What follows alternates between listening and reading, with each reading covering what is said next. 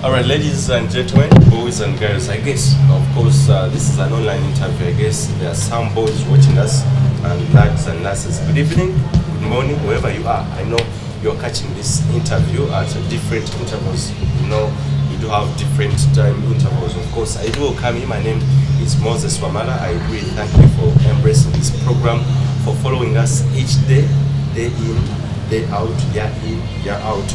I do actually send all my gratitude greetings to my different people who follow this program, particularly Dr. Shakasali. I know you will follow this program. I have your man here, Dr. Lawrence Muganga. We're going to be dissecting on matters of actually continental importance. We are actually going particularly speaking Africa, but the globe at large. But we shall be basically particularize the nation Uganda. We're discussing education matters. Umal Chaga is on the camera. I'm going to be introducing my guest briefly, but this guy says he's planet. We are surviving because he's here. He's the man behind the lens. So this evening, this morning, wherever you are, I'm hosting Dr. Lawrence Muganga. He is an author, a writer. He is an educationist. He is I just saw it here. He is a strategist, strategy advisor, performance management specialist, and as well authentic learning enthusiast. That's very, very good. Authentic learning. We are going to know briefly about him, his new book, or his book, not new, but of course it has been on market for a couple of times. You can't make fish climb trees, overcoming education malpractice through authentic learning. We're going to understand. I call him this maverick man. Doctor, I welcome you to the show. Thank you, Moses. Good evening. How are you doing today? I'm doing fine.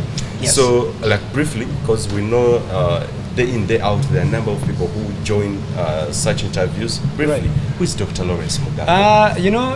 You talked a lot about me, everything you found here. But I most of the time I choose to really summarize it into just like one sentence. Okay. Dr. Lawrence Muganga is an educationist who aspires, works hard every day to change the factory we call school. Period. That is who I am. Very brief, yes. Precise and concise. Yeah. Let's go now to the subject. No. By the way, just something small. Okay. You talked about this amazing man, Shakasali. And if he's watching, I know he is. I'm sending my regards to him. Very good.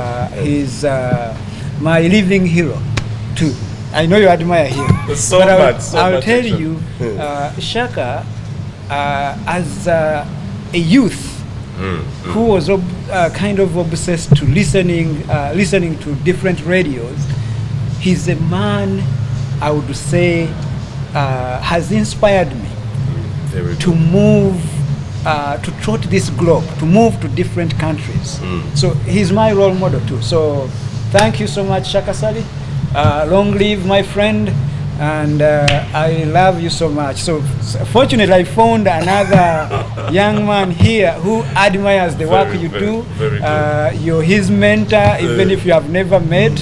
Wherever you are in Voice of America, your amazing show, Straight Talk Africa, you have your #1 fan in Moses Wamala. You said our greetings, me and my cameraman and the producer, Umaru Chaga, will send greetings to you, Dr. Shakas, and of course, we do look up to you. You're doing such an amazing job, not only to this country, but the world at large. All right. Doctor. Yes. Talking about what you do basically, I got to know you about basically through Dr. Shakasali via his actually famous known Straight Talk Africa. Yeah, the show? Yes, talking about the education, not only of Africa, but the globe at large. I had to cease everything I was doing, to put everything on hold, to listen to you. Briefly, where do you get actually the zeals, the passion to particularly discuss or concentrate on education, not other professions? Yeah, first of all, I would say I think I was born to be an educator. Okay. It is something that comes easy for me. And I am convinced, I have this belief that education makes or breaks everything. It makes or and breaks. Or breaks everything. So if it is well handled, well articulated, well delivered, it makes a country. Okay. But if it is mishandled, it can break the country as well. So now, what a better area for someone to really concentrate on. So that's why I am really, really passionate about authentic learning education. Education that makes sense to people. Education that is real life. Education that creates things of real world value. Education that sticks, that even if you have lived 20 more years after studying something, do you still hold something? Can you still do something with that education you received? I mean, there should be a difference between school and education. People tend to confuse the two. I went to school. Yes, thank you, you went to school. But were you educated? Very good. You can go to school and you can prove it by having as many certificates as possible, but I will still ask you, were you educated? So, doctor, we have those or some people who went to school but are not educated. Very much so. On a daily basis, you see those, right? So many people went to school, and the only thing they can show are the number of certificates. I have a bachelor's degree, I have a master's degree, I have a Ph.D. But the question is, which problem or what problem have you really dealt with and have you changed? Okay. What value have you added to society? If you have done that, then, sir, miss, madam, you are educated, and I am proud of you. Okay. So, discussing the education, the continental culture model or the continental system in Uganda, like in Africa. Right. Do you think where we are, can we really solve the problems with this kind of education, with this kind of system in Africa at large? Of course, we can't get nowhere if we stick to the education of the past. Because the education of the past addressed past problems, which problems we no longer have. And the world is not just going to stop to wait for us to catch up just like that by maybe still using the same type of education. So we need to up our game and be able to actually use education that trains people to fit in the current world we live in and anticipate the challenges of the future. We have to train a crop of graduates that can actually deal with the problems that we don't even know about. I mean, problems we don't know about that are supposed to come in the future, and that can as well fit in the jobs of the future that we don't know about right now. If that education is not delivered right now, then we can't be ready for the future, and yet this future has to come. Very good. In this day and age, whereby actually technology visually changes each day, each year, are we actually ready to compete as Africa in regards, because I know you've moved a lot of countries, Europe, Asia, and other continents. Right. Are we ready to compete as Africa on the global scale with this kind of education, as others are trying to migrate away from the old one to the new system? Are we ready to compete on that global scale? Basically, I'll tell you that we have an outdated education system, of which, of course, the people who convinced us that it's the best education system, and we embraced it. Sometimes we didn't even ask for it. They brought it to us, and we just stuck with it, right? Those folks have moved on. Very good. Right? Have realized that the times have changed. Long time ago. Long time ago. And they have improved the way they teach, the way students learn. But for us, we are stuck. So if we continue to be stuck with an old-fashioned education system, definitely, Moses Wamala, we will never compete with these countries. But we still have a chance. Very good.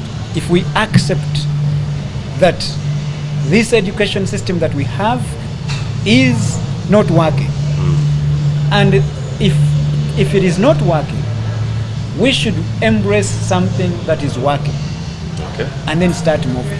Very good, doctor. I know quite a number of people from different countries would love as well to hear from our motherland. Right. Recently, or of recent, our motherland embraced a new system Yes. of teaching.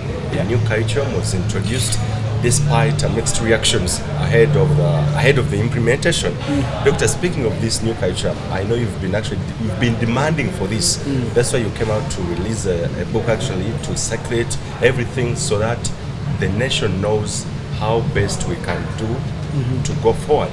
Speaking of our motherland, briefly, for those ones who are watching us, do we have hope of actually building the nation further with this new curriculum to see that at least we drop everything that has been the past to go ahead? Yeah.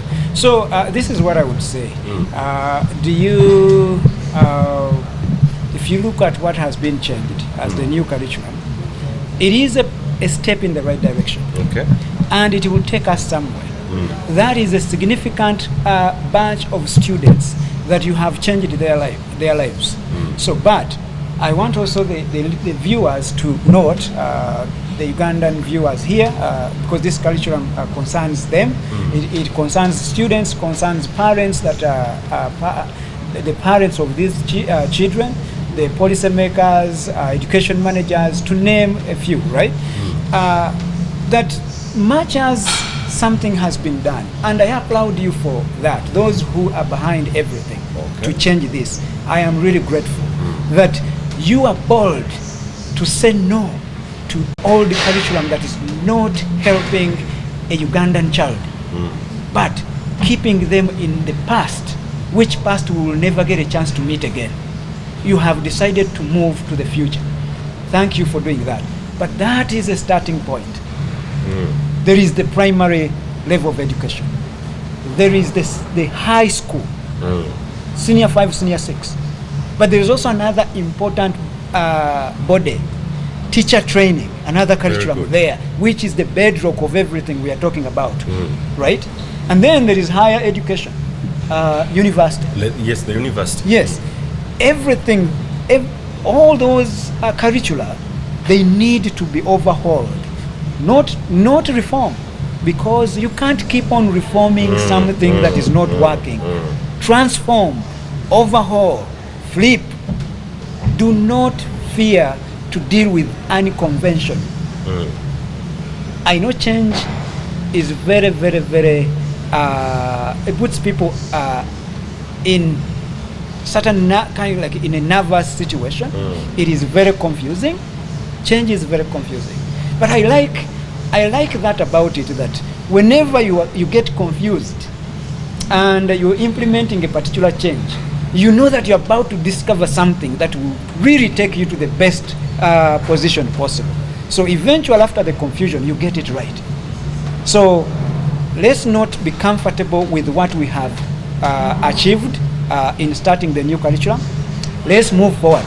Very good. Let's go to the primary, let's go to the teacher training, let's go to the higher, secondary, like senior 5, senior 6. Let's go to the university and other vocational and other tertiary institutions. Let's make change. So, Doctor, you're very well convinced that this new curriculum will take this nation forward. I am 100% certain that it is better than the dead curriculum we have been operating to this point. Speaking of the mixed reactions, a number of people have been actually having mixed feelings over this new curriculum.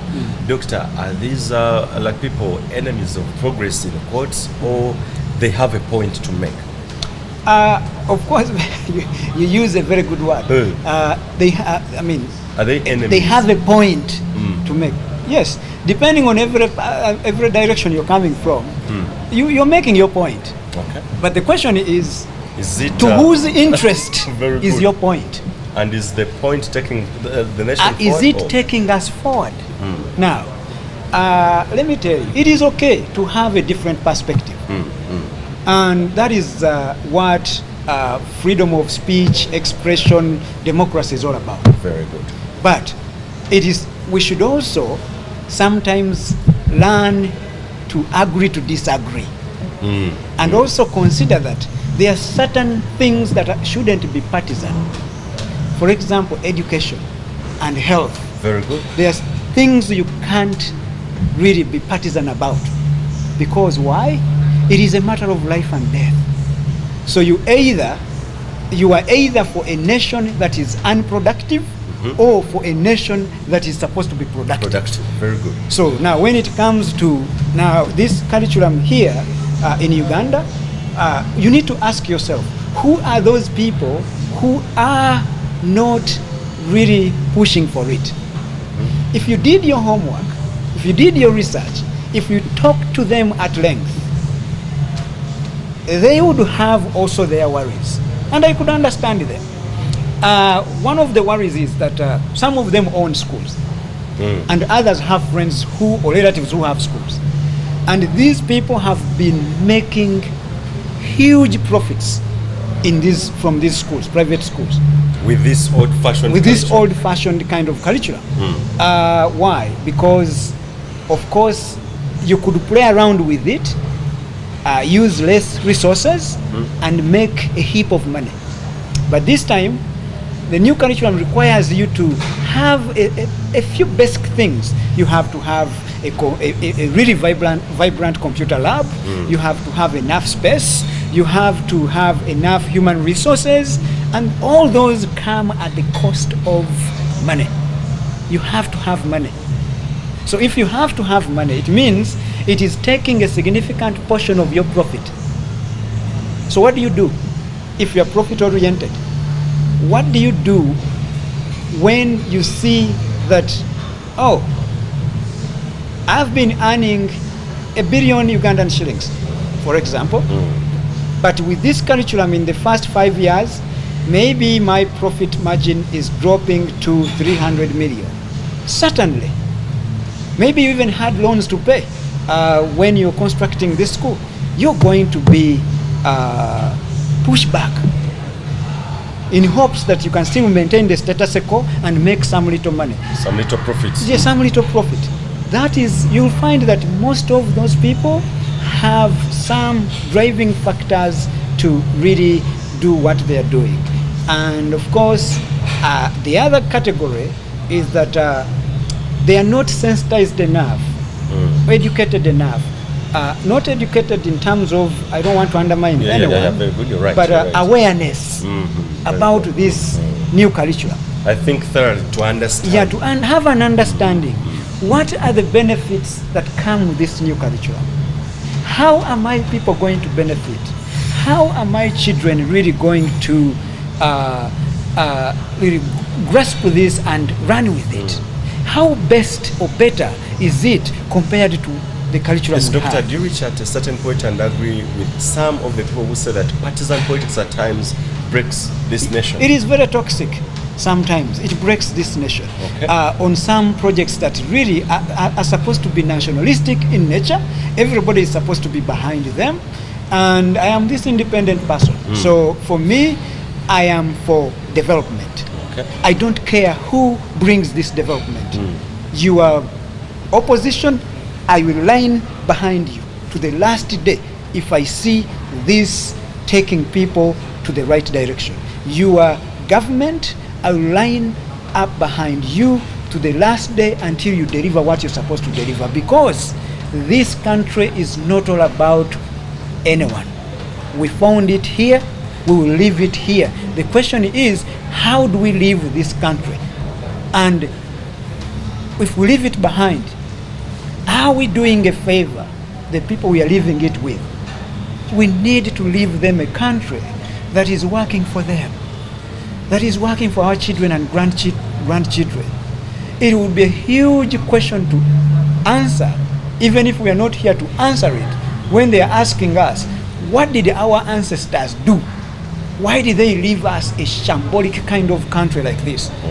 So that's why we do what we have to do. That's why I wrote this book, to try to correct the wrongs, the ills of the education systems. So, and I encourage people to have that kind of thinking. It is not all about which leader or which one. It's about this education that has to transform people into the kind of productive citizens they have to be. Very good. Those are nice words indeed. Doctor, briefly, I want to go to the book, but before, briefly, what comes along this new curriculum? What are the benefits?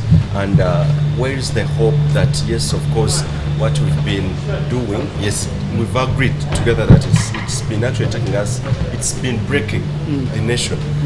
How is this new curriculum going to build the nation, and where is the hope, plus the benefits? So the hope is very clear. But as long as our amazing teachers embrace this new responsibility. So the hope is that learning is supposed to be more practical, more hands-on. The outcome should be that when you finish that level of education, you are competent in something. You can do something. That even if you dropped out of school, you can still do a job that gives you some income, right? So now the other thing is that the teacher's role as a teacher is changing. So the teacher we knew, who is this? I know it all, and I'll feed you with everything I know, such that you become educated. That role is changing. It is going to turn into that of someone who is empowering learning, someone who is facilitating learning, someone who is guiding learning, someone who is mentoring students, someone who is coaching them to be able to become self-directed learners, right? Give them the autonomy to lead their own learning, to be at the center of their own learning. Why? Because the real world they will live in after education, they must do things on their own. You will not be there. So the earlier you trust them to make certain decisions, to do certain stuff on their own, practice makes what? Perfect. Okay. So it's not that when I do for you things you become perfect. No, it is when you practice these things that you end up on the perfection end and you can do these things. But there is one other important thing that comes out of this curriculum, that at some point you have a choice. In the process of going through senior 1 to senior 4, that you can actually choose to take a vocational training kind of course, right? You can choose to become a plumber. You can choose to become a carpenter. You can choose to become a pianist. You can choose to become a musician. You choose a vocation, right? Alongside your normal education, what you call normal, alongside your academics, but you can choose a vocation. And you'll be trained, and you'll be assessed. And at the end of the day, as you finish your senior 4, you have the Uganda Certificate of Education, but you also have a second certificate that you have, where you have been assessed and certified to be competent in that vocation you chose. Meaning that you can either choose, now that certification will be at level 1, and you also get a UCE certificate. You can choose to go academic progression, go to senior 5, 6, and go to university. But you can also choose to go this path and say, okay, now level 1, where I am at level 1 in this vocation, I am going now to level 2 in this vocation. I am going to level 3 in this vocation. I am going to level 4 in this. You see, now we have 2 avenues, 2 streams of education that are going to be respected, funded equally. So gone are the times where the only choice we have is the academic path, that I'm going to learn things and that at the end of the day I'll come out and look for a white collar job. No, you have a viable productive alternative. You can go level 1, where if you get certified, you can become, you work but with a supervisor. You go to level 2, you work in that environment with minimal supervision. Now you go to level 3, now you can work independently. Level 4, you're a master, like you call it, like the PhD people now, right? So you realize actually, if well implemented, These guys are supposed to be the backbone of Uganda. They are supposed to create jobs for guys who are escaping the A students from this category. Right? You realize that these are the C students, the capitalists. They have the technical know-how. They can create things that the country needs. These guys can work for them. So it's going to change. It used to be that once you have failed this path, any failure is going for vocational what? No, now it is a choice. It's a choice now. That's what I love about this culture. Okay, very good, Doctor. Going now to your book, You Can't Make Fish Climb Trees. Yes. What's so about this book I see in front of me? You can't make fish climb trees. You know, it speaks to this curriculum we are talking about. Of course. We are saying that gone are the days of trying to look at students as the same because we are created differently. Gone are the days where you have to ask an elephant, to ask a monkey, to ask a fish, to ask a chicken to compete and see the winner who can climb that tree, who climbs that tree first. Because that's what the education system does. You're sure that the elephant will not climb that tree. Very good. You're sure that a chicken is not going to climb. It will try, but it will fail. You're sure that a fish will never do that. But you know that a monkey, in a split second, it will be up in the branches. But you also know that if you took this fish in a lake, it will be the fastest swimmer you can ever think about before you bring a monkey, elephant, or a chicken. So, gone are the days of us thinking that a one-fits-all education system can change any country. Okay. Learning should be personalized. Learning should be real life.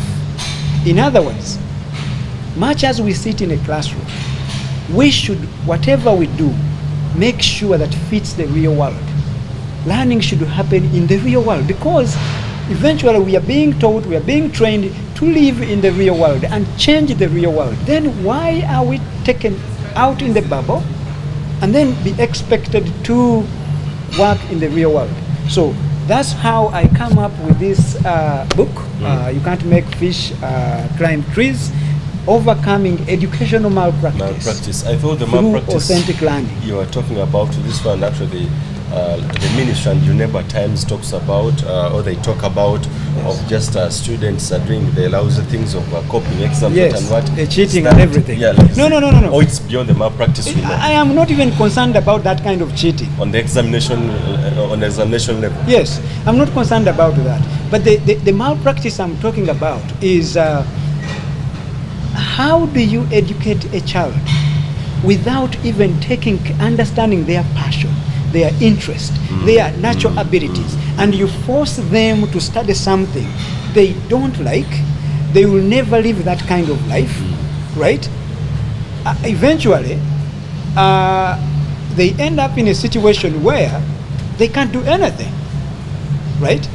They are in a trade, they have a qualification, but they can't use it anywhere. It's like if I told you that, you know what, I can make you a billionaire in 2 weeks. Just pay me 2 millions. And yeah, you say, you know what, yeah, I want to become a billionaire. So you give me your money, we start on whatever I have to do. In 2 weeks, you realize, you finish, you're not a billionaire. What do you call me?